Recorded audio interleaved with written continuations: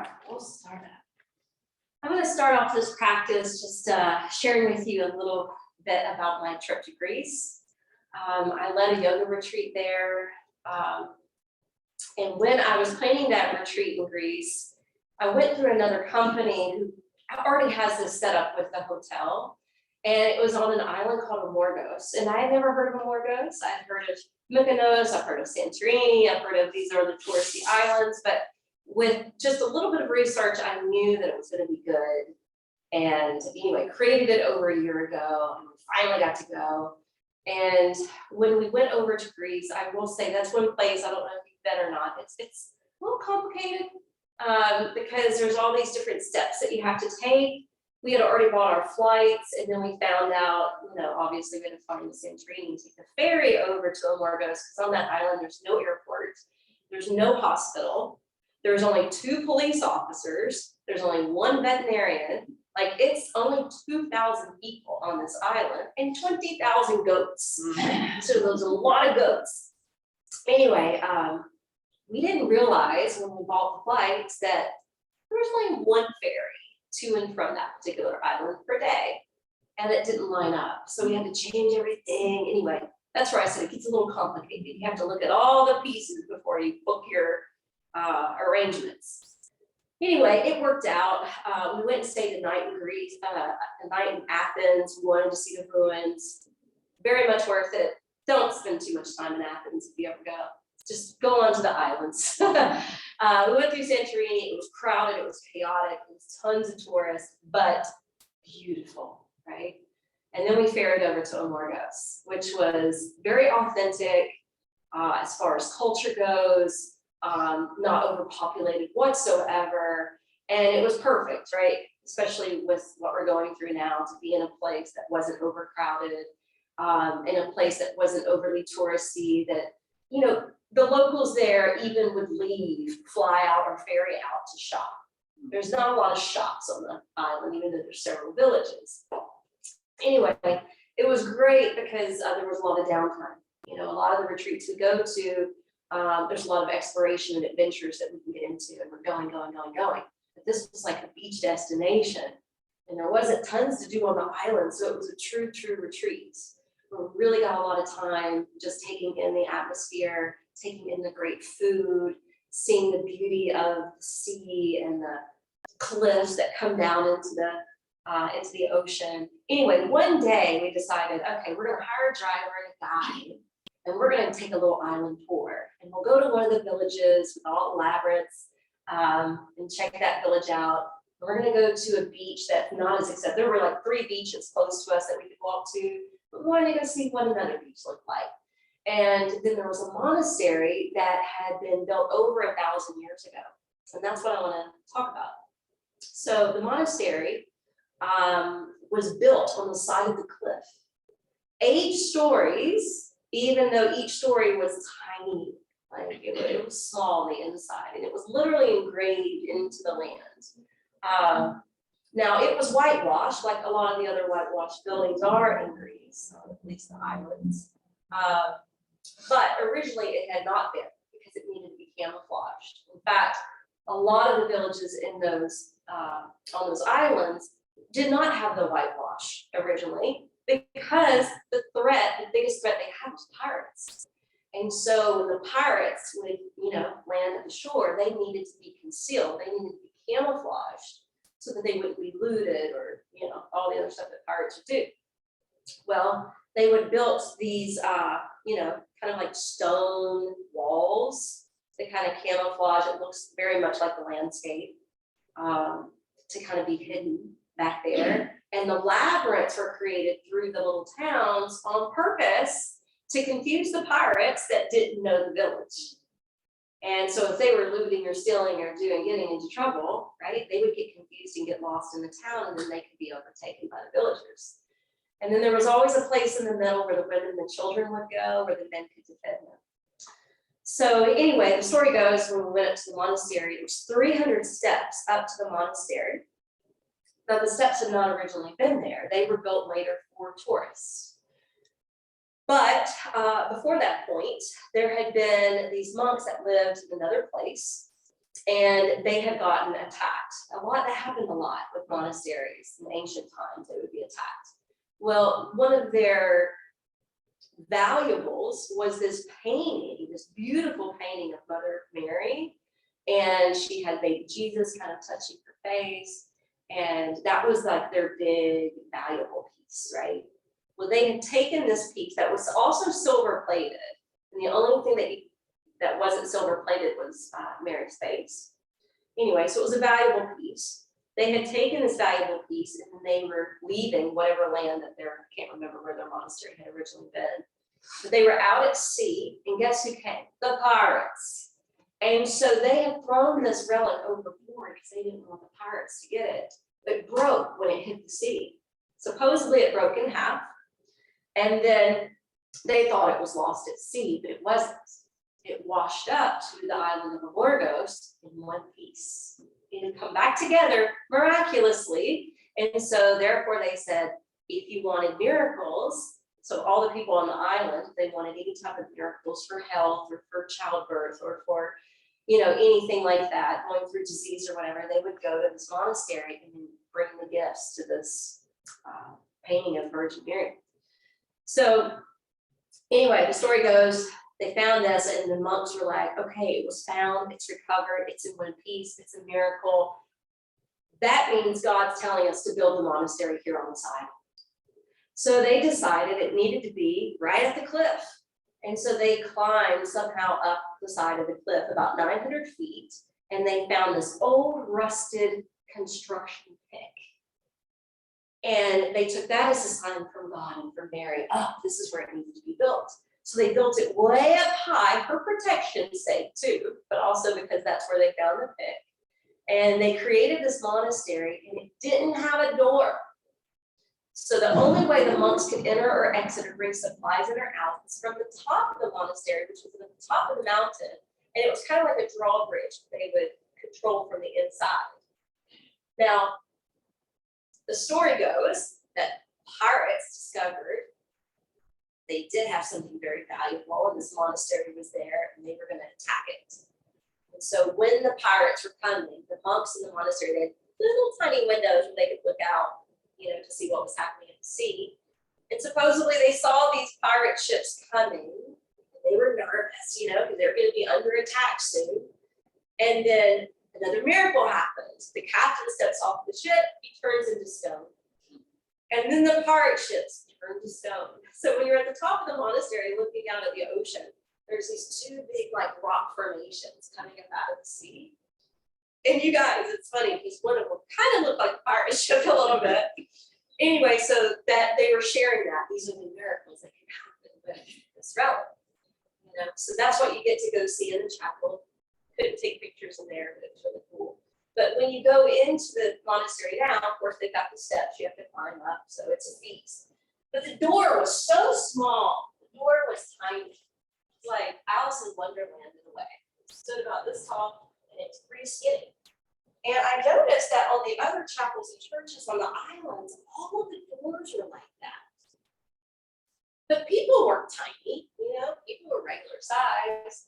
And luckily the guide told us, she said, if you notice the door, she was like, it's done that way for a reason. It's on purpose. Because they want you to make yourself small. They want you to get yourself small. They want you to bow when you go forward into this holy place. Makes sense, right? Out of reverence, out of humility, out of respect.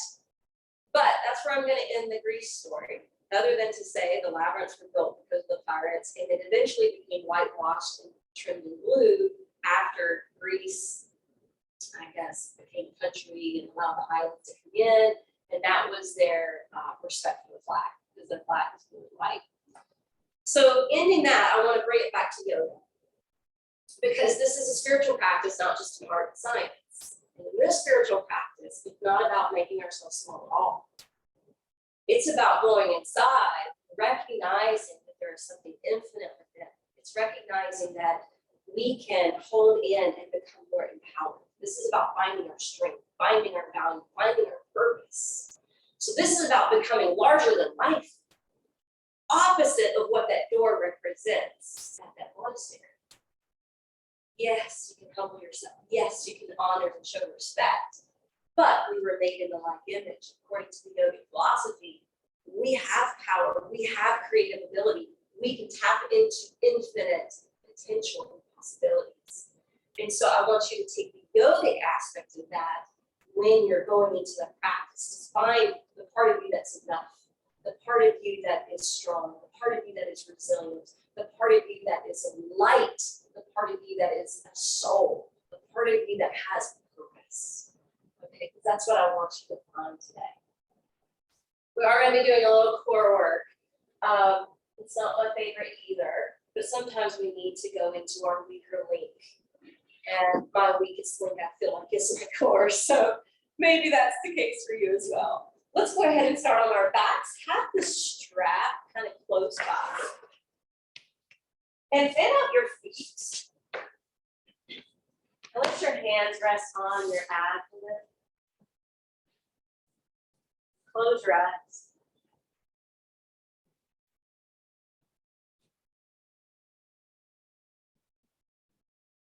The hands are resting on the belly, which is considered the solar plexus, the place of our personality, the place that gives us drive, the place of our inner strength. So breathe down into your belly. Feel it expand as you inhale. Watch and feel it deflate on the exhale.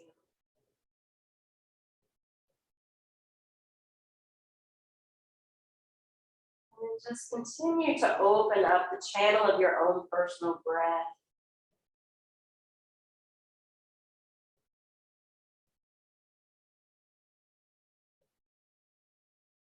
Remembering we're not just feeding ourselves oxygen, but life force energy, which helps to animate the body.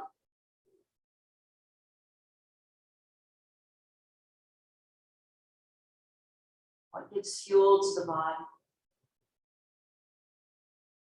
And allow this conscious breath work to be medicinal for the mind and the heart. Opening and expanding the mind and the heart. Calming and clearing the mind and the heart.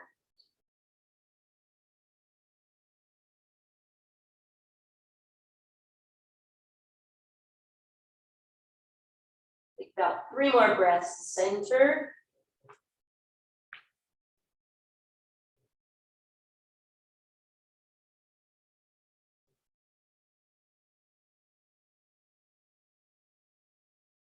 And now that you've been centering with your breath, close the feet more together.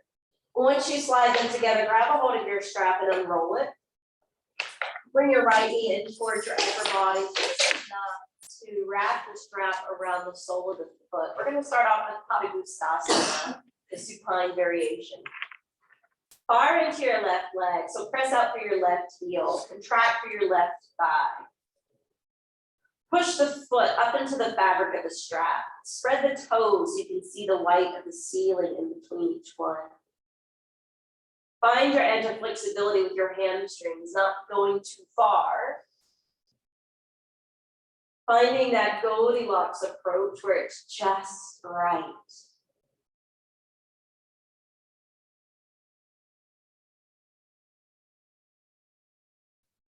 And now take the ends of the strap together in your right hand. Take your left hand to plug down your left hip. And then slowly open the leg to the right side of the root. Carrying it into Padangusthasana B. Noticing how it affects the inseam of the leg. And then inhale, reach that leg back up overhead, swap hands to hold the strap. Free up your right arm, and then carry the leg across your midline, and feel free to roll into the twist. Maybe you just want to isolate and work the IT bands. Maybe you feel the need for both. It's always yogi's choice to personalize your practice. You can always amp it up, you can always dial it down. All right, inhale, bring that leg back up overhead.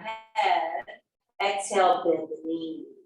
Lower the foot away from the strap, slide your right leg out, draw your left knee in, and start off with Padangusthasana A, shining the left foot up towards the heavens, pushing down to the right thigh and out through the right heel.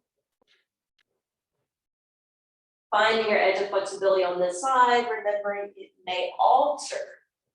You might be able to do more, you may have to do less.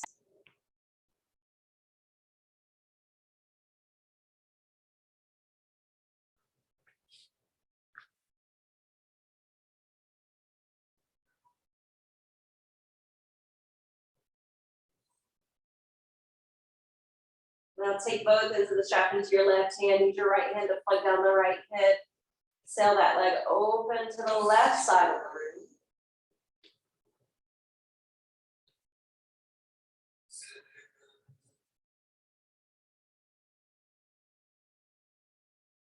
Smooth breaths.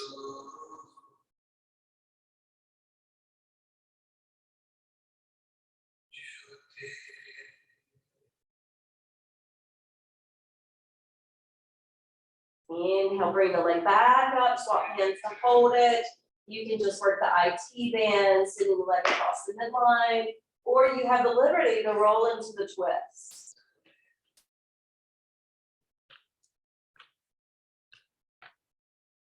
Always checking in to see how your body responds and what you need. So a piece of yogic philosophy is called Svadhyaya, which is all about self-inquiry, self-study, self-reflection. We often think it's when we're holding the position, but we're actually doing that as we enter and exit as well.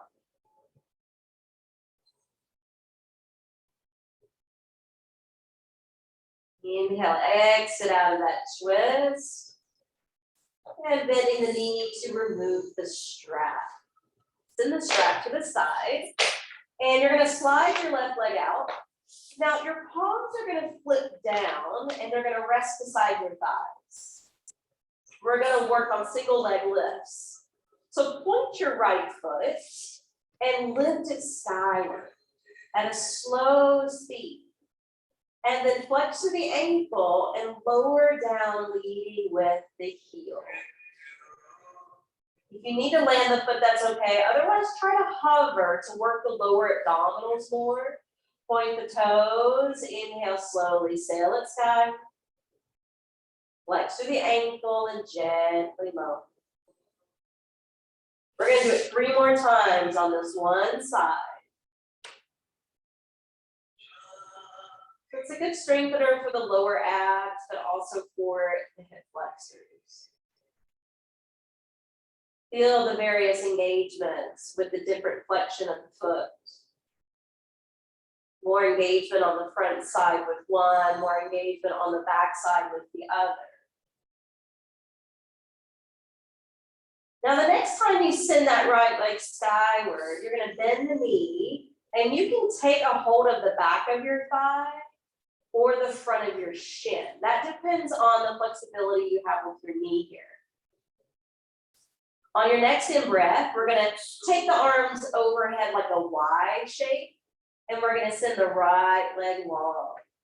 And as we exhale, we're gonna bring the arms back around, taking hold of the back of the thigh or the front of the shin. That's our new flow. Inhale, arms overhead into a Y for yoga, right leg extends. Exhale, knee draws in. Do 2 more, staying on the right side.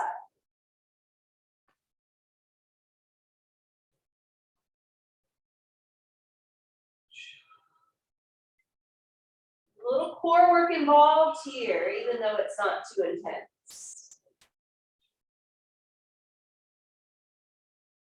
Good, the next time you inhale, open up into that Y shape, and as you exhale, just bring the arms back around, palms beside your thighs.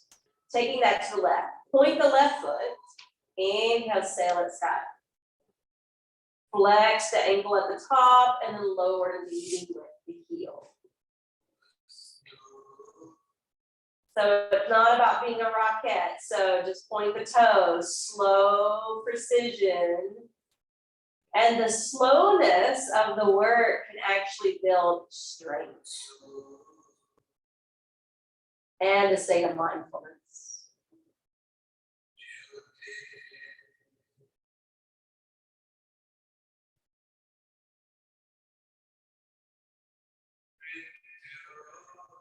And the next time you build that leg up,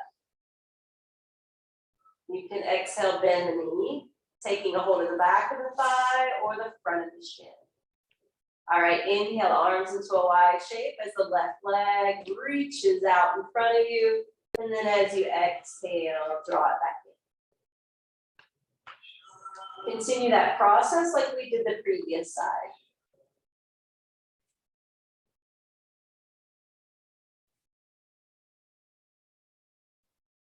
Flowing in sync with your personal breath. Now this next time where you reach the arms overhead and extend the left leg, land your left foot. And then on the out breath, draw both knees in simultaneously for Apanasana wind release. And hold here. So we're just stretching out the low back, getting a little compression to the belly. Again, if your knees can't handle this flexion, the arms can wrap behind your legs. You can always cater to those things.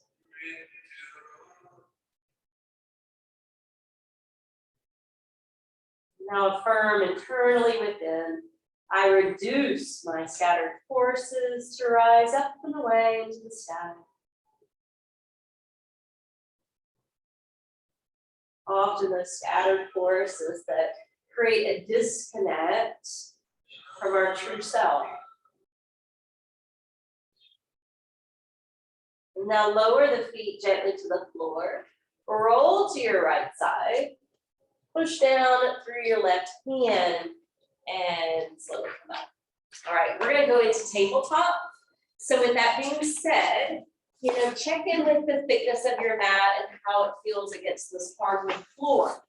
If you need extra padding, I know some of you have knee pads. By the way, I've seen those at Marshalls lately. If you want to invest in it, they're only like $6.99. Otherwise, you can use a blanket. But we'll come to tabletop position, knees below hips, hands below shoulders. And we're going to start off doing cat-cow. So as you inhale, create the saddle, open the heart and throat. And then as you exhale, round it out and really pierce that navel in and up towards the spine. And then inhale, spread it open through the front side of the body as you squeeze the back body. And then exhale, stretch the back body as you squeeze the front body. Let's do one more. Bringing some mobility to the back, some flexibility to the spine,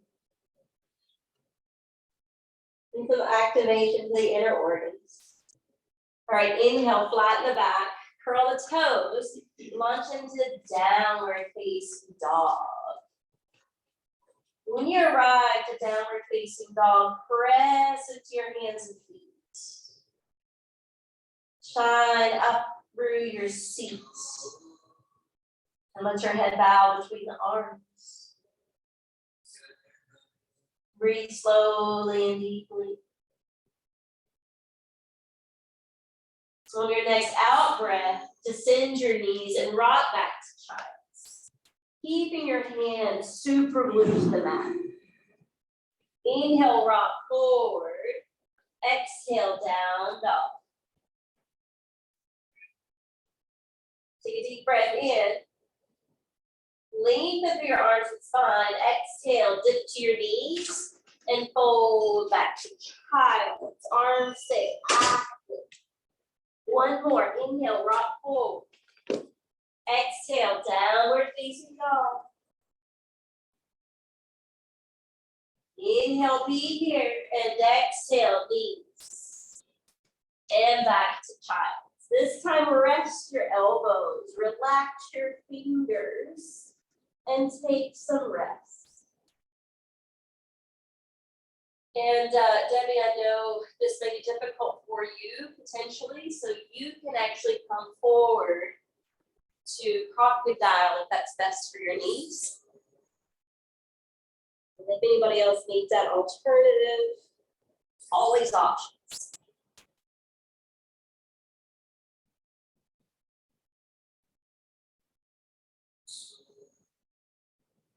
Quietly retreat within. Firming as you hold. Release and relax away from all outer involvements into my own inner faith and peace. Inhale, rock up hands and knees. Exhale, downward facing dog. And when you arrive to down dog, we're going to travel and hands back towards the feet. Landing your heels and determining whether or not you want to bend the knees. The legs can be bent or straight. As you hang over and down, maybe nod your head yes or no, or a blend of both. So make sure you're not creating any unnecessary tension there. And then relax any tension away from your face and your jaw.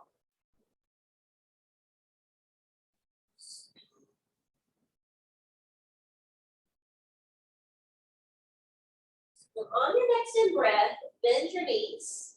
Take the arms up to chair, Utkatasana. And when you bring the arms up to Utkatasana, I want you to focus on the front side of the abdominals. So kind of suction the belly in and up.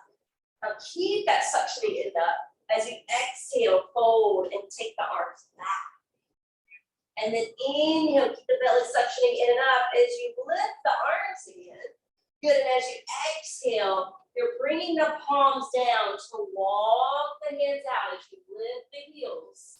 And you're coming to a plank. Holding yourself in plank. Holding for a couple more breaths. And then exhale, we're going to land one knee at a time, bringing them more or less under the hips. All right, inhale, you're going to stretch your right leg back. Now it's going straight back, so we're not doing a back bend. And then as we exhale, the right knee's coming in towards the chest without rounding. Okay, so we're going to try to keep a flat back for this. Inhale, right leg stretches towards the back wall. Good, exhale, the knee comes in towards the belly. Good, again, inhale, extend. Exhale, bring it under. Good, lower the right knee. All right, lift your left leg, extend it back behind you. Again, keeping the core engaged, left knee draws in. Good, inhale, sail the leg back. Exhale, knee draws in. Good, continue that.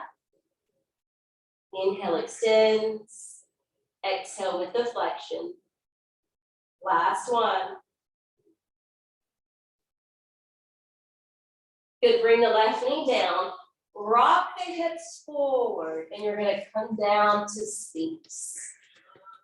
When you land to your forearms, elbows aligned underneath the head of the shoulder bones, pick the head and the heart up and lengthen the leg bones back behind. Find a comfortable position for your head and your neck.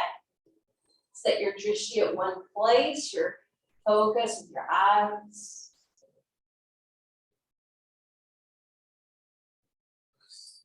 Develop that relationship with your breath. Use the reins of the breath to slow down the thought patterns in the mind.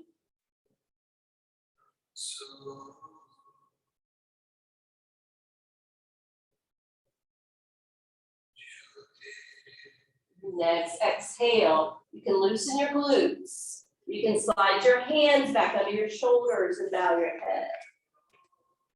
All right, inhale, we're gonna push up to hands and knees. We're gonna curl the toes and launch into Adho Mukha Svanasana, downward facing dog. The inversion is also a forward fold. So it's meant to be calming, it's meant to be cooling. but also requires effort to stay here, taking the shape of a mountain, feeling your strong stability. And then slowly travel the feet forward this time to the top of the mat. When you arrive, let go. But remember, even in the letting go process, we're offering our respect and humility, but we're also going more inside to be more introspective to determine our purpose, our value.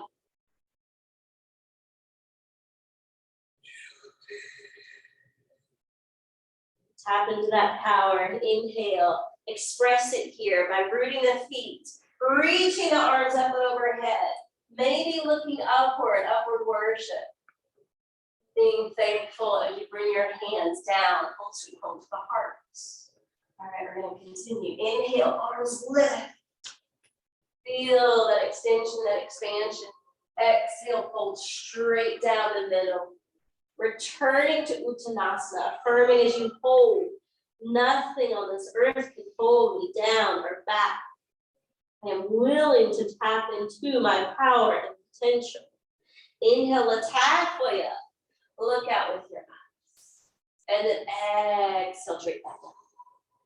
All right, inhale, bend the knees. Lift your arms out in front of you. And use those transverse abdominis muscles for engaging the core. And then exhale, hinge down, arms swing back. Inhale, come back up to chair. Exhale, this time you're squatting a little more to bring the palms down in order to step into plank. Holding and breathing in plank. Now your thighs are plucking up towards the sky. Your core is still engaged. Your palms are really pushing down so that you're not dragging the hips and aggravating your back. Now exhale, land one knee and then the other. All right. Inhale, we're extending the right leg back without the back bend. Exhale, the knee is gonna cross over towards your left arm. And then inhale, right leg back. Exhale, under the belly and do that little kind of twist there. You got it. One more, inhale, extend. And exhale, rotate it to the underside of the belly to the left arm and release the knee. Inhale, extend the left leg back. Exhale, crisscross it under to the right arm. Good. Inhale, extend. Exhale, cross it up.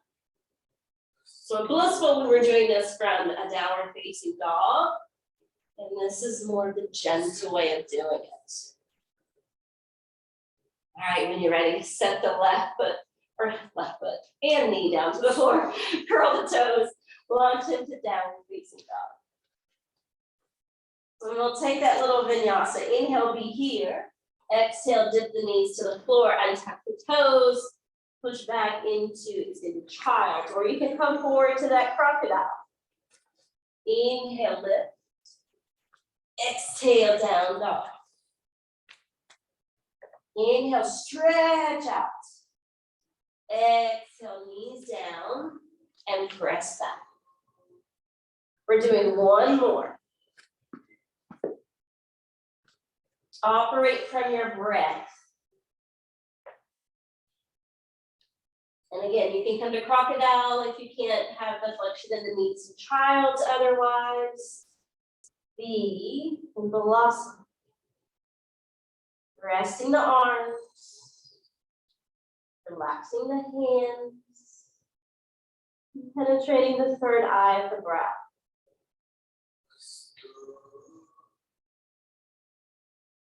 Observing your breath.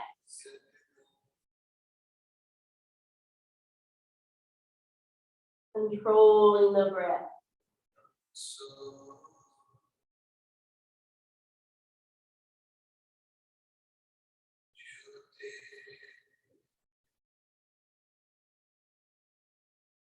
All right, inhale, rock up.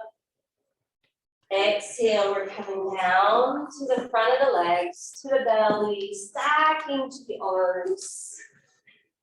Coming to Sphinx, lengthening the legs back, pointing the toes to the back wall, pressing down to the pubic bone, pulling up through the area around the navel, lifting to the breastbone, elongating the neck, finding a good head position, eyes open, gaze at one spot. And breathe.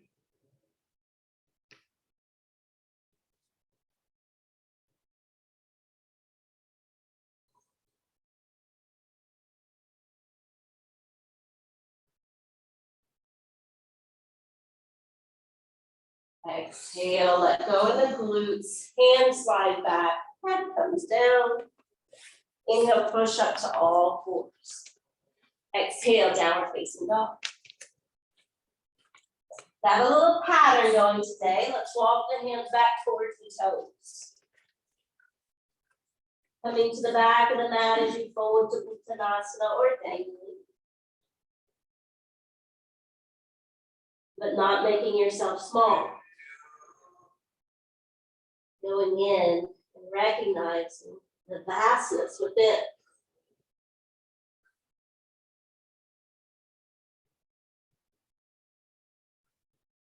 All right, inhale, root down to rise up.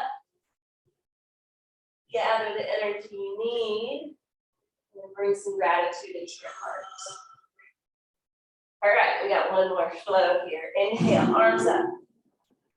Exhale, fold. Inhale, halfway up. Ardha Uttanasana. Exhale, release. Inhale, chair. Activating the core. Good. Exhale, arms swing back. Look down. Inhale, Utkatasana. Exhale, the hands down. We're going to walk it out one last time. When you come to walk it out, you're holding and maintaining plank unless you just don't have it in you. If you don't have it in you, honor it, lower the knees. You can still keep your belly firm. You can still gain strength from tabletop. All right, lower one knee, the other. So they're landing under the hips. All right, this time, when we swing the right leg back, we are actually going to take that cow tilt. So we are going to form a little bit of a back bend. And as we exhale this time, we are going to round it out, kind of like a cheetah. And then inhale, lift the foot in the head. Exhale, nose towards the knee. Go at a slow, steady pace. So nothing feels rushed. And you stay mindful along the way.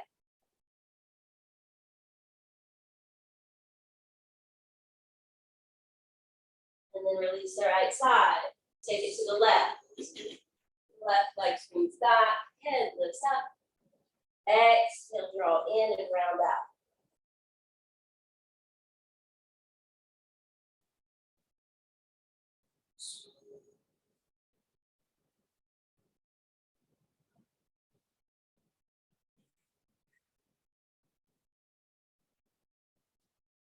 Last one.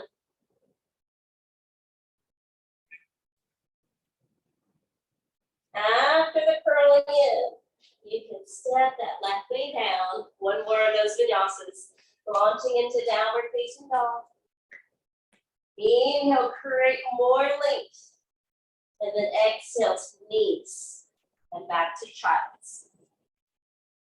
Two more.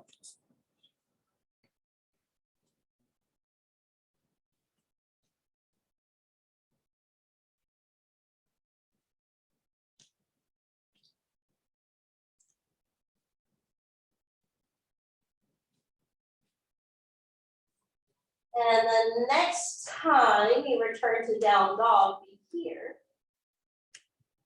We're going to travel the feet forward towards the hands. Okay, that's going to be enough of us going back and forth the way we've been doing that pattern today. So we're going to close this one out. Inhale, come all the way up to the top. And exhale, hands down. All right, you may or may not need the blocks beside your feet for this, but if you want to use them, you can grab them and have them close by. So broaden the base of the feet. Bring your hands to prayer. Inhale, let your arms circle up, and exhale, fold. Determine here, do you want blocks or not? We're gonna set the left foot back. So if you want the blocks, they can be at any height. And again, you don't have to have them. The floor is very accessible. So what we're gonna do here is what's called a little bit of spanda. So we're gonna lift the hips. And then as we exhale, we're gonna drop the hips. So it's just a little lifting on the inhale. And then recreating that lunge on the exhale. Yep. Super simple. And one more. Good, now descend your back knee slowly. Make sure the front foot is flat, the knee is pretty aligned over the ankle. Tuck your back toes if they're not, just so you can feel the work through the front of that back thigh and in that iliopsoas muscle that wraps from the hip into that growing area. And now untuck the back toes. Push through the top of the foot and see if you can lift the knee. Yep. Reset the knee to the floor and then slowly twist as you come up. Right hand to the hip, left hand to the front knee. So twisting to gaze towards the front door.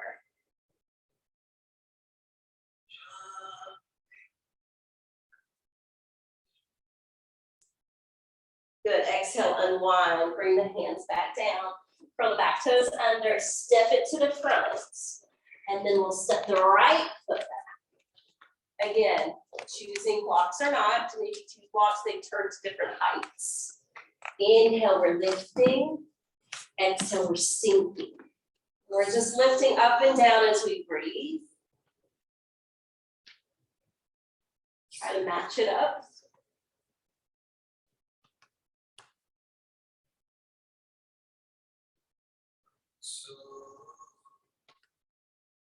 This time, settle the back knee to the floor, but continue to keep the back toes curled.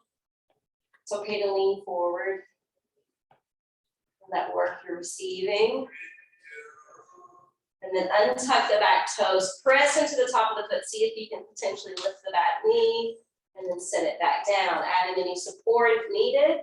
Push down through the left foot to build up. Left hand to the waist. Right hand to the front knee, rotate to the left.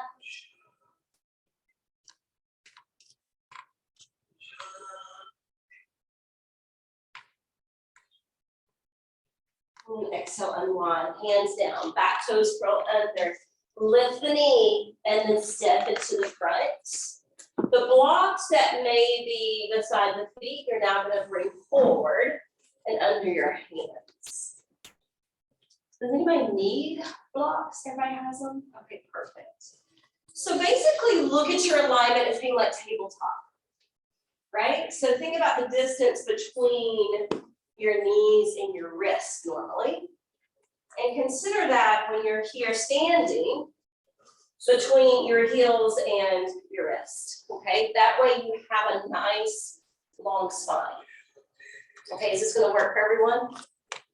All right, what we're gonna do here is I want you to bring that left foot and heel toe it over just slightly more towards your right. Doesn't have to be all the way. So it's set more in between your blocks. Do you see that? And then we're gonna slowly take the right leg and sail it back behind us.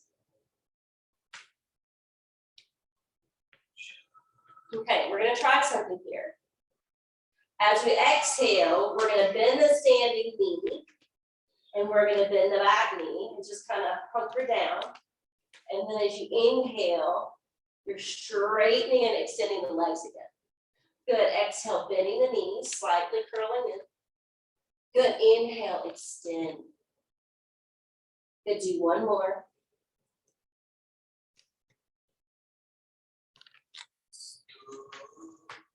Good, now release the right foot.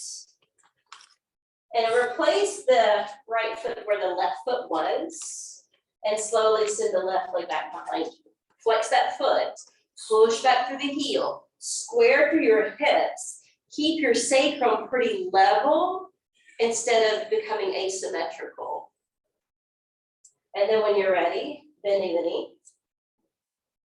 Good, inhale, pushing through the right foot and reaching back with the left foot. Good, and you're just coming up and down. In between that extension and flexion. Last one.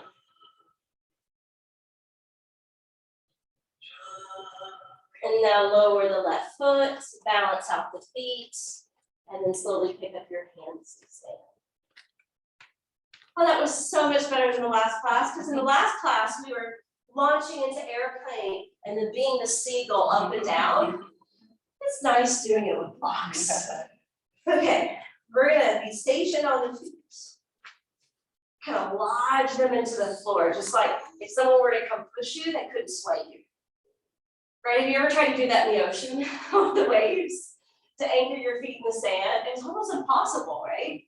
But it's possible here. So really lodge your feet in and then lift your arms up. Now shift your weight into your right leg and start to elevate your left knee. Now, if you need to take one or both hands down to hold the knee, you can. But with the arms up, hopefully you feel this zipping up action in the belly. So you got some core work happening. Good, hands together. And land your left foot. Now lodge it down.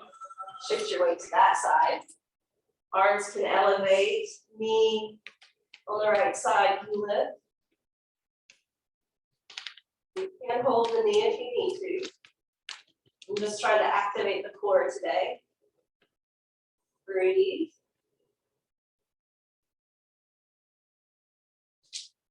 And hands down.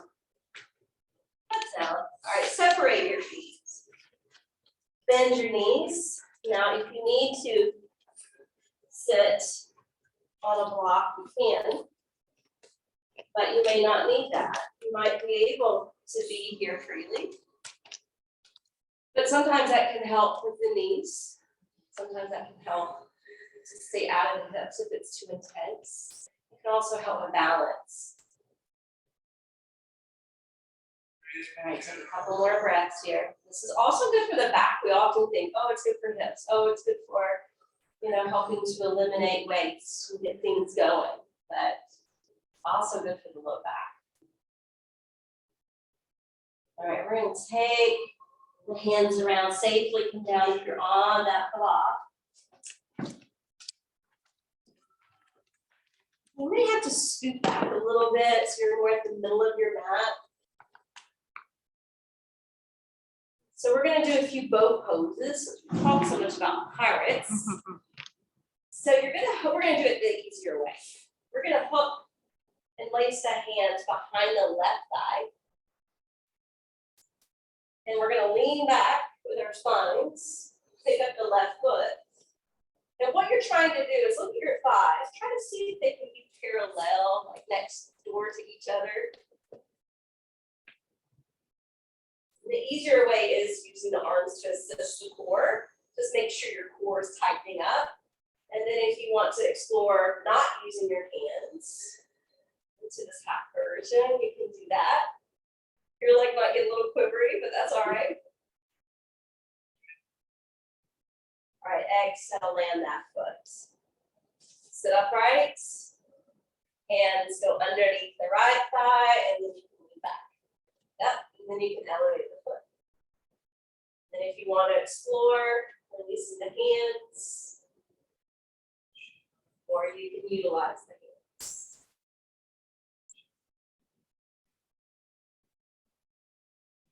And exhale, release. All right, we're going to take both hands up underneath the crease of the knees.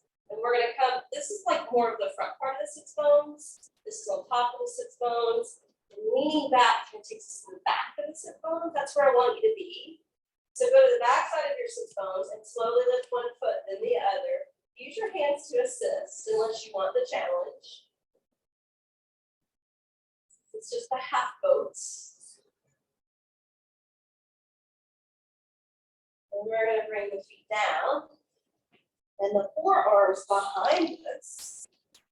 And instead of dropping the chest, allowing it to sink in, puff up the chest. So, you know, this isn't a fish pose, but you know when we do fish pose, you really have to puff up the chest. That also can help you to float on top of water. So when we were out in the ocean, my son at some point was like, I haven't floated in so long, I think I forgot. And he flipped on his back and his legs started to sink. And it's like, see, my legs are sinking. I was like, just have to puff up your chest. So try that the next time you're floating in the water. Puff up your chest, and it's going to keep you afloat. But we're going to keep the chest up, and we're going to try to lift both feet off the ground.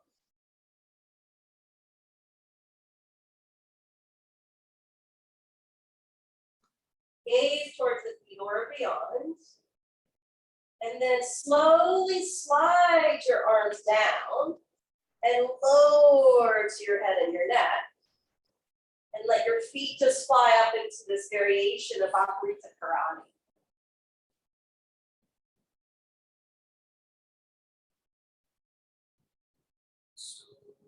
Breathe here.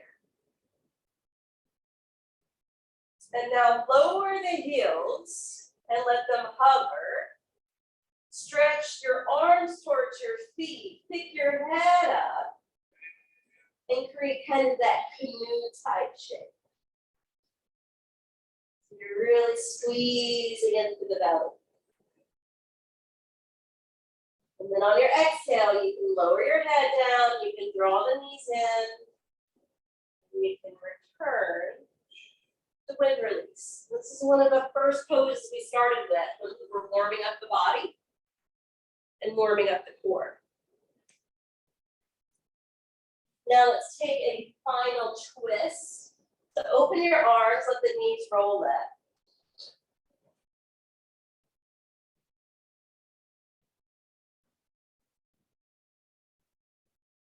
The head can be centered or it can turn towards one or the other shoulder.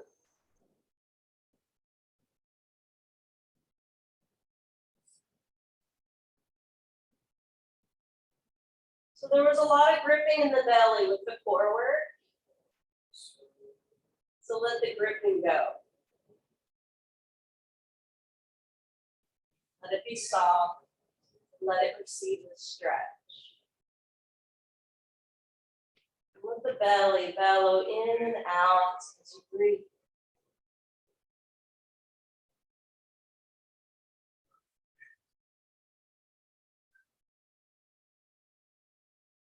Inhale, knees roll through center. Exhale, send them to the right. Land the feet. And then soften your core.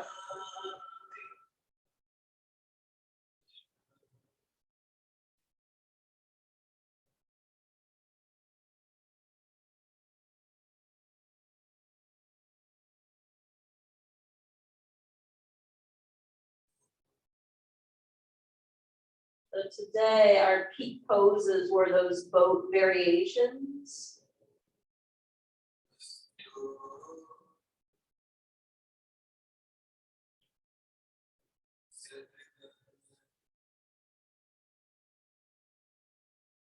Reminder that the core energetically taps us into our strength and power.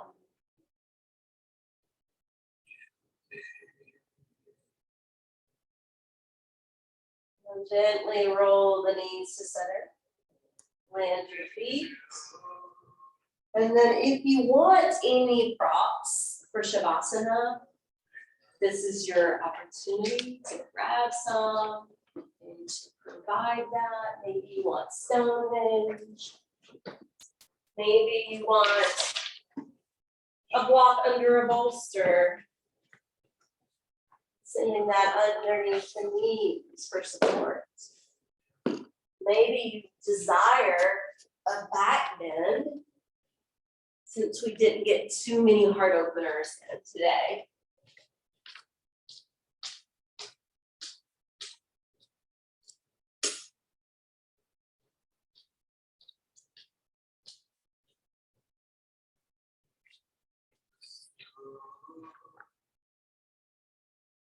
Give your body permission to rest.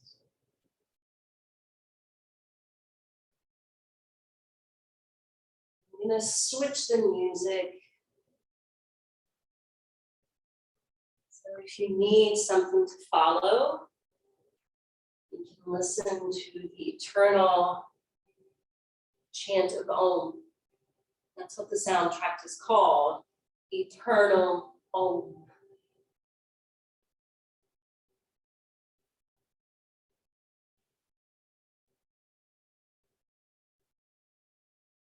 The idea of yoga is to be reunited with the universe at large. To become connected to our higher self, to feel the connection to the higher power.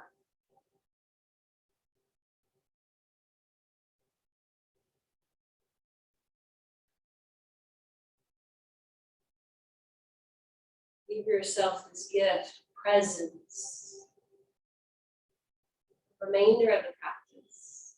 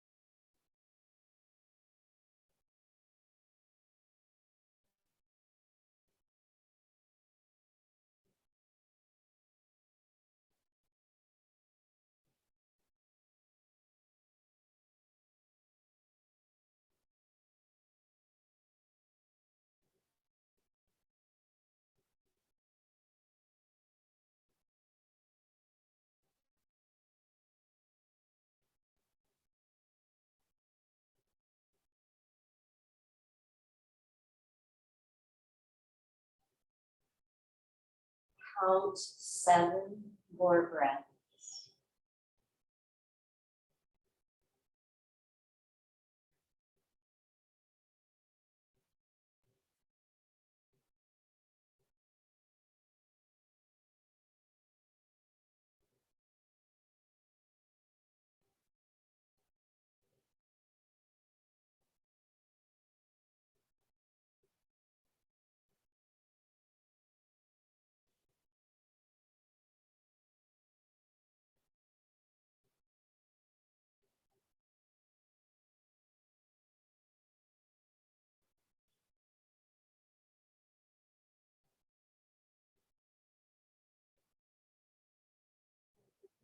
Conclusion of the 7. You can wrap your arms lovingly around your knees one last time. Rolling over to one side of your body. Then coming up to take a more forward seat.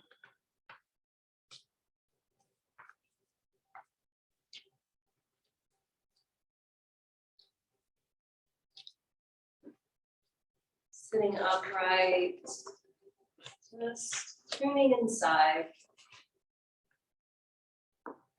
Noticing how you feel at the end of the practice versus the beginning.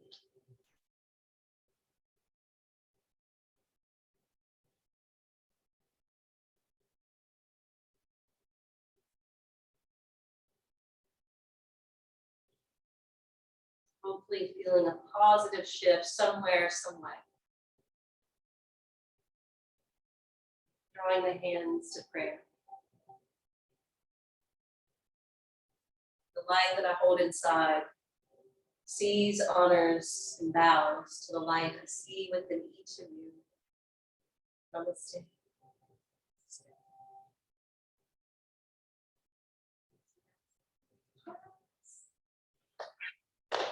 Core work.